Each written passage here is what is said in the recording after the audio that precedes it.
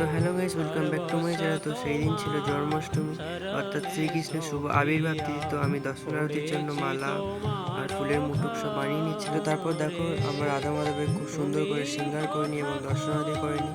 তো দেখো তোমরা রাধা মাধবকে কেমন সুন্দর লাগছে, তোমরা একটু কমেন্টে জানিয়ে কেমন লাগছে আমার রাধা মাধবকে।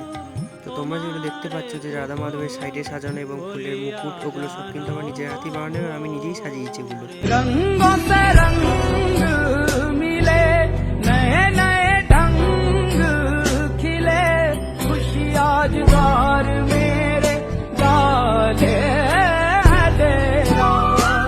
তো তারপরে আমি দর্শনাদি শেষ করে ভগবানের জন্য তাল মারতে বসে পড়ি, যেহেতু ভগবানের জন্য অনেক কিছু ভোগ বানাতে হবে, জন্মাষ্টমী বলে কথা। তারপরে আমি ভগবানের ভোগের জোগাড় এবং ভোগ বানাতে শুরু করে দিই, যেহেতু আর কিছুক্ষণ আছে, তা করতে করতে সন্দেহ হয়ে গেছিল।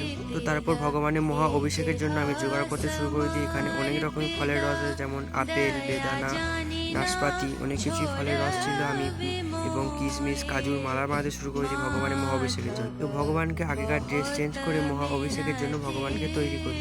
তো ভগবান এখন মহা অভিষেকের জন্য পুরো তৈরি হয়ে গেছে। তারপর আমি ভগবানকে ভগবানের গামলায় বসিয়ে দিই, যেখানে ভগবানের মহা অভিষেক হবে। তো তারপর আমাদের ভগবানের মহা অভিষেক শুরু হয়ে যায়। তো তোমরা দেখতে থাকো আজ ভগবানকে কত কিছু ফলের রস দিয়ে স্নান করানো হয়।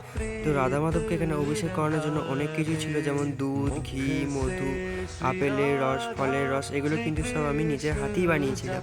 আমি বাজার থেকে কিন্তু কিচ্ছু কিনে আনি, এবং ভোগও আমি সব নিজের হাতেই বানিয়েছিলাম ভগবানের জন্য।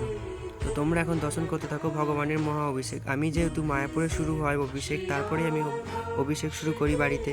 তো মায়াপুরে এখন অভিষেক শুরু হয়ে গেছে এবং আমিও বাড়িতে ভগবানের মহা অভিষেক শুরু করে দিয়েছি। তোমরা তো দর্শন করতেই পারছো ভগবানকে কত কিছু ফলের মালা পরানো হয়েছে, চেরি, আঙুর, কিশমিশ, এগুলো সবই ভগবানকে অভিষেকের সময় ফলের মালা পরানো হয়।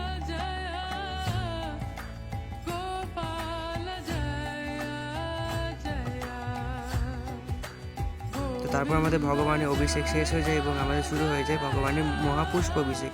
বলে জন্মাষ্টমী মহোৎসবে কি যায়, বলে শ্রী রাধা মাধব শ্রীমান মহাপ্রভু কি যায়।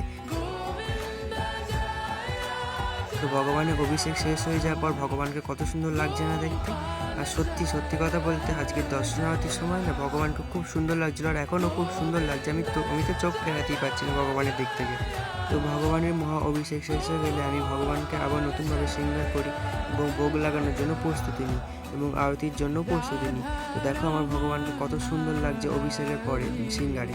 তারপরে আমি ভগবানকে ভোগ লাগিয়ে দিই। তো এখানে ভোগে অনেক কিছু ছিল, মালপোয়া, তালের ফুলুরি, লুচি, ফল, কেক, মিষ্টি, চকলেট, অনেক কিছু ছিল ভগবানের আজকে ভোগের জন্য জন্মাষ্টমী উপলক্ষে। তো তারপর আমি ভগবানকে ভোগ লাগানোর পর ভগবানকে আরতি করে নিই এবং আমিও প্রসাদ পেয়ে নিই। দাঁড়াও যাচ্ছ কোথাও? তোমরাও একবার মায়াপুরের মহা অভিষেকটা দর্শন করে নাও। দেখো মায়াপুরে কত সুন্দরভাবে ভগবানকে অভিষেক করানো হচ্ছে। তো দেখো পিছনে বড় রাধা মাধব আছে, সামনে ছোট রাধা মাধবকে নিয়ে এসে অভিষেক করানো হচ্ছে। তো দেখো কত সুন্দর লাগছে আমার রাধা মাধবকে আজকে।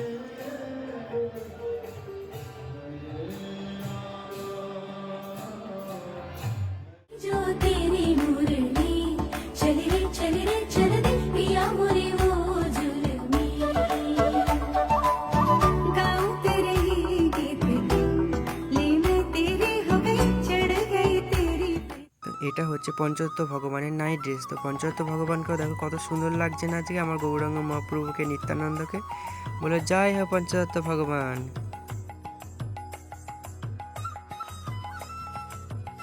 আর এটা ছিল আমাদের ভগবান শ্রী শ্রী নৃসিংহদেবের নাইট ড্রেস। বলো জয় হো নৃসিংহদেব ভগবান। আর দেখো নৃসিংহদেবকে কত সুন্দর লাগছে আজকে নাইট ড্রেসটা। তারপর দেখো আমাদের বড় রাধা মাধবের পুষ্প অভিষেক শুরু হয়ে গেছে। দেখো কত পুষ্প বৃষ্টি করানো হচ্ছে রাধা মাধবকে, আর কত সুন্দর লাগছে রাধা মাধবকে আজকে। মানে সত্যি কথা বলতে চোখ ফ্যান হয়ে যাচ্ছে না রাধা মাধব। আর শ্রীকৃষ্ণকে তো কোনো কথাই হবে না বলার জন্য।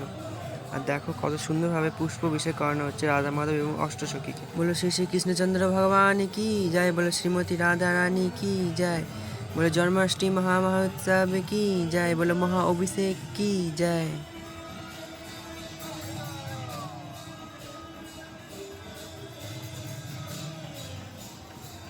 আজকের ব্লগটা ছিল এইটুকুই। দেখা হচ্ছে নেক্সট কোনো ভিডিওতে। তোমরা লাইক কমেন্ট শেয়ার করতে ভুলো না কিন্তু।